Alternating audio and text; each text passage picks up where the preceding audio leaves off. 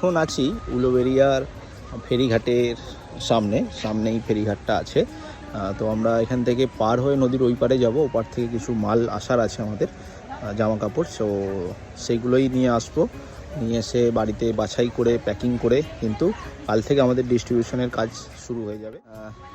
কয়েকদিন আগে বা আগের বছরে আমরা যেমন এসেছিলাম, ফেরিঘাটটা অবস্থাটা একটু খুব খারাপই ছিল। এখন কিন্তু ফেরিঘাটের অবস্থা বা লুকটা পুরো চেঞ্জ করে দিয়েছে। তোমাদের পুরো লুকটা দেখা যাবে। রাস্তাটা দিয়ে আসলে ফেরিঘাট হেঁটে হেঁটে আসতে হবে। বাইক নিয়ে আসতে হলে যারা বাইক নদীর ওই পারে নিয়ে যাবে তাদের জন্য বাইক নিয়ে আসতে দেবে, না হলে সামনেই কিন্তু বাইক জমা রাখার জায়গা আছে।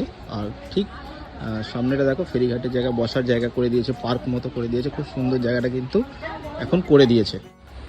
আমি আর সায়ন ভাই দুজনে এসেছি ফেরিঘাটের সামনে। 8:30টায় ফেরিঘাটের লঞ্চ আসবে, তাই জন্য আমরা এখন অপেক্ষা করছি। আর এখানেও কত মানুষ অপেক্ষা করছে ফেরিঘাটের জন্য।